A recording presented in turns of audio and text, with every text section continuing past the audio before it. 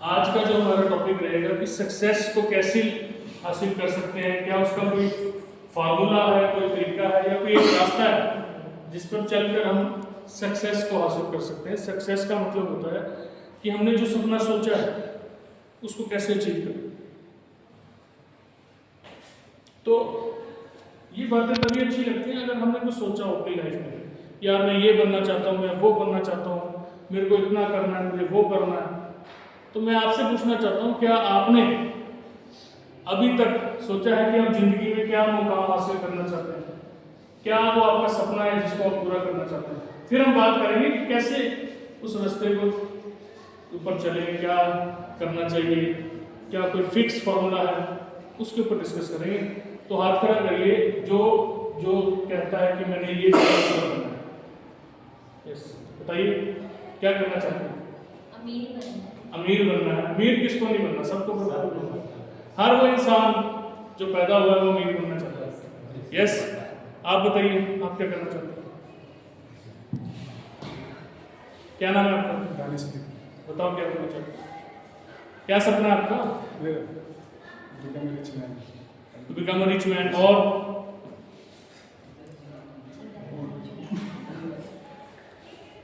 देखिए सपना सबका होता है, अमीर बनना है इनको, है ना, इनको पैसा कमाना है। आप बताइए, बताओ। हैं जी, सोचा नहीं यार? वर्ल्ड टूर करना है इनको। क्या करना है? वर्ल्ड टूर करना है इनको। किसी को 10 जी वैगन लेनी है, किसी को वर्ल्ड टूर करना है, किसी को पैसा कमाना है, किसी को रिचेस्ट मैन बनना है। यही है ना सब, अल्टीमेटली पैसा तो कमाना है सब। यस, तो ऐसा क्या करें कि हमारे सपने सच होते जाएं और जो हमें चाहिए पैसा वो आता जाए। तो क्या करना चाहिए इसमें? सबसे बड़ी बात तो फिर वही बात, नंबर 1 पे क्या होना चाहिए? एक इंसान में ग्रेटिट्यूड होना चाहिए। क्या होना चाहिए? ग्रेटिट्यूड। जो हमेशा थैंकफुल रहे परमात्मा का।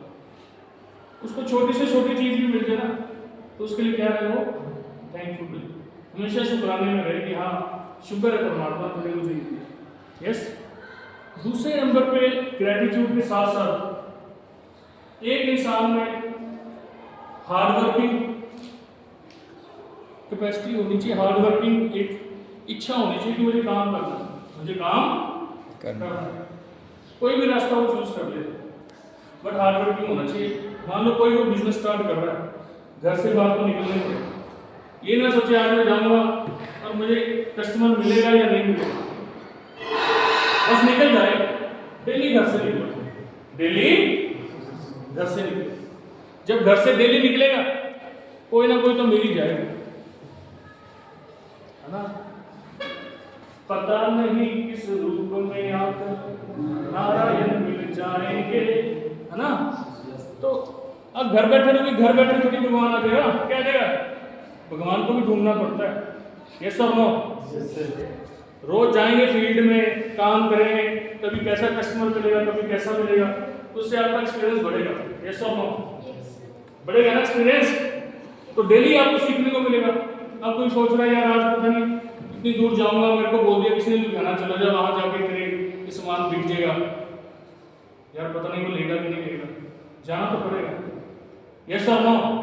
कोई ले ना ले, रिजल्ट की चिंता नहीं करनी, बस गो अहेड, चल पड़ो उस रास्ते पे, चलना तो पड़ेगा, चलना तो जब चले तो ऐसे चले कि जहां भी जाए वो कहे यार बंदा ईमानदार है, बंदा निस्वार्थ भावना से। यस, आपके मन में कोई छल कपट या पाप नहीं होना चाहिए जब भी किसी से बात करें। यस, समझ आ रही है? पहले नंबर पे क्या बताया मैंने आपको? ग्रेटिट्यूड होना चाहिए। दूसरे नंबर पे हार्ड वर्किंग होना चाहिए एक इंसान। तीसरे नंबर पे मैंने आपको बताया कि उसके मन में किसी प्रकार का कोई भी छल कपट, एक ईमानदार होना चाहिए इंसान। कैसा होना चाहिए? हार्ड वर्किंग के साथ साथ ईमानदार होना बहुत जरूरी है। यस और नो? यस। चौथे नंबर पे उसी काम को बार बार करना जरूरी है, कॉन्टिन्यूटी बहुत जरूरी है। क्या जरूरी है?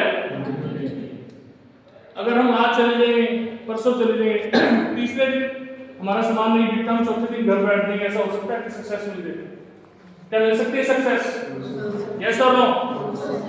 तो कंटिन्यूटी बहुत जरूरी है किसी भी काम में। एक फेयर फैक्टर होता है मन में, यार डर होता है बड़ा, यार ये कैसे होगा, वो क्या सोचेगा, मैं घर डोर टू डोर जा रहा हूँ, मैं बिजनेस शॉप खोल के बैठ गया, वो क्या सोचेगा। फेयर फैक्टर नहीं होना चाहिए। मतलब आपके अंदर कॉन्फिडेंस लाना है। पांचवा पॉइंट क्या है, आपको अंदर क्या लेके आना, अपने अंदर कॉन्फिडेंस लेके आना। कॉन्फिडेंस होगा तो आप अपनी बात को अच्छी तरह रिप्रेजेंट कर पाएंगे। यस और नो? आप अपने प्रोडक्ट के बारे में जल्दी बता पाएंगे, अच्छी तरह बता पाएंगे अगर कॉन्फिडेंस होगा। अगर डरते रहेंगे तो कैसे बताएंगे, बात कैसे करेंगे। बिजनेस बात करने का तरीका होता है, बात करने से ही बात बनती है, बात करने से ही बात बनती है। 6वां पॉइंट, आपको रिलेशन बिल्डअप करना आना चाहिए कस्टमर के साथ। क्या आना चाहिए? आप उसको सामान बेचने नहीं जा रहे, याद रखना। कभी भी कस्टमर सामान नहीं खरीदता, आपको खरीदता है, याद रखना। Customer never boys the product, customer boys your talks and you. Customer हमेशा आपसे प्रभावित होकर प्रोडक्ट खरीदता है, प्रोडक्ट से प्रभावित होकर प्रोडक्ट नहीं खरीदता, याद रखना बात। तो आपकी नेचर कैसी होनी चाहिए? रिलेशन बिल्डिंग कैसी होनी चाहिए? Relation building. और सफलता एक दिन में नहीं आती, पर एक दिन जरूर आ जाती है। एक दिन में, एक दिन वो 10 साल में भी आ सकती है, 20 साल में भी आ सकती है, 30 साल में भी आ सकती है, कोई पता नहीं लगता। तो हमने कितने पॉइंट डिस्कस किए अभी तक? पहला पॉइंट, दूसरा पॉइंट, तीसरा पॉइंट ऑनेस्टी, चौथा पॉइंट कंटिन्यूटी, पांचवा पॉइंट रिलेशन बिल्डिंग आनी चाहिए।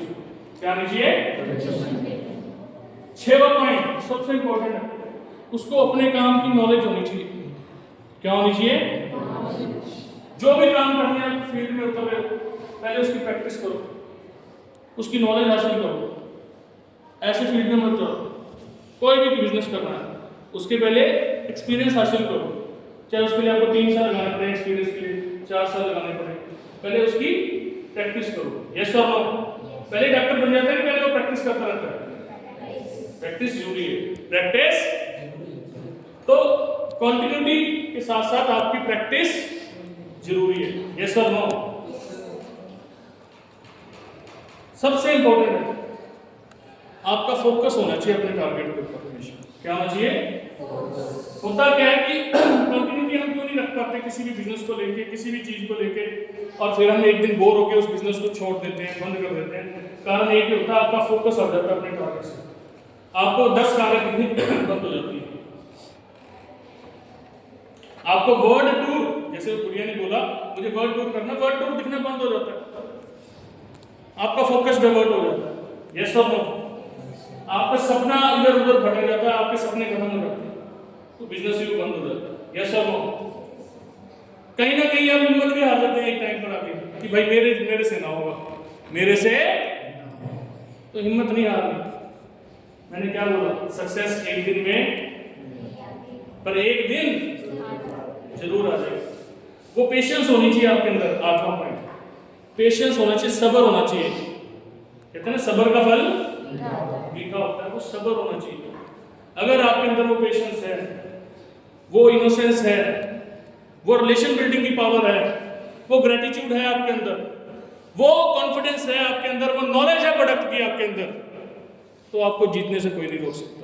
तो आपको जीतने से कोई नहीं रोक सकता। एक एग्जांपल देता हूँ छोटा सा। एक छोटा सा शहर है अंबाला, सुना है आपने? मैं भी अंबाला से हूँ। तो अंबाला सिटी में एक 1976 में जन्मे थे डॉक्टर जुनेजा, डॉक्टर संजीव जुनेजा। किसने सुना है? नहीं पता। तो वो अपने फादर के साथ थे 1999 तक। अब ये लगा लो, मतलब 1999 का मतलब है 24 साल तक वो अपने फादर के साथ रहे। फादर की उनकी डेथ हो गई 1999 में, 1976 में जन्मे। यस, बट सक्सेस हासिल नहीं हुआ। उनके फादर आयुर्वेद का काम करते थे। किसका काम करते थे? आयुर्वेद का। तो मतलब फादर के साथ भी बैठते होंगे। यस, फिर जब फादर के जाने के बाद बंदा टूट जाता है, पर उन्होंने हिम्मत नहीं हारी, उन्होंने एक अपना बिजनेस स्टार्ट किया आयुर्वेद का। यस, तो सक्सेस नहीं मिली। 2010 में उन्होंने अपना पहला पेटेंट निकाला, केश किंग। किस किस को पता है केश किंग के बारे में? यस, पता है ना? मतलब अपनी 2009 में, आप लगा लो 1976 में जन्मे, कौन सी उम्र में? 35 साल की उम्र में। यस, और केश किंग उन्होंने पता कितने में बेचा? 1700 करोड़। कितने में? 1700। उसका जो पेटेंट उन्होंने बेचा, कितने में बेचा? 1700 करोड़ में बेचा। वो भी हिम्मत आ जाते फादर की डेथ के बाद, वैसे ना होगा। और फादर की डेथ के 10 साल बाद एकदम से केश किंग की उन्होंने रचना की, जूही चावला से आगे बढ़ाई। यस, और बहुत ज्यादा मानते ना चला। डॉक्टर ऑर्थो कौन कौन जानता है? आज डॉक्टर ऑर्थो कितना चल रहा है? किसका फॉर्मूला है वो? डॉक्टर संजीव जुनेजा का फॉर्मूला। किसका फॉर्मूला है? डॉक्टर संजीव जुनेजा। और भी बहुत सारे प्रोडक्ट आते हैं, आप देख सकते हैं गूगल पे।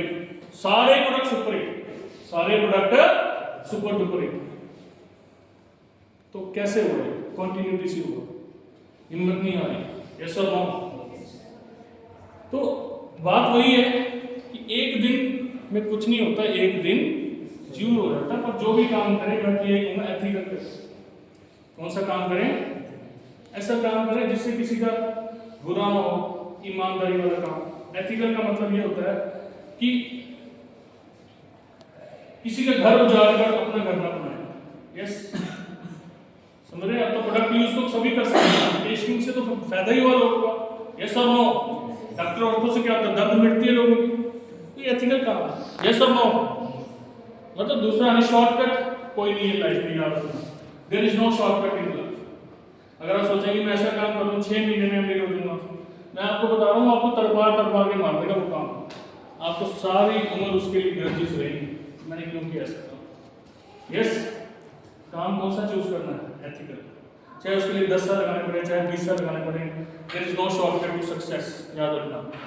There is no shortcut to success. मैं कहता हूँ सक्सेस मिल भी जाएगी अगर 6 महीने में, साल में, बट आप सारी जिंदगी पछताएंगे ऐसी सक्सेस पास जिसमें लोगों का बुरा हो। यस और नो? यस, ग्रजेस रहेंगे आपके मन में कि मैंने क्यों किया ऐसा। तो there is no shortcut to success. Is it okay? समझ आ रही है? तो करना क्या है? बस एक बार गोल लिखना है। गोल लिखिए तो सही, सेट कीजिए मुझे कहाँ जाना है, किस मुकाम को हासिल करना। चाहे गाड़ी का लिख लीजिए, उस गाड़ी को हासिल करने के लिए आप काम करना शुरू कर देंगे। यस और नो? वर्ल्ड टूर का लिख लिया, अच्छा किया इसने, तो कम से कम उसके लिए काम करेगी। यस, तो जब तक आप गोल बनाते नहीं ना, तो आपकी दुनिया गोल रहती है, आपको पता नहीं जाना कहाँ है। जिस बंदे को पता नहीं जाना कहाँ, चल सकता उस रास्ते पर। यस और नो? तो जरूर लिखें सपने। जब लिखेंगे तभी आप उसके लिए काम करेंगे, वरना काम नहीं करेंगे। With this, thank you so much.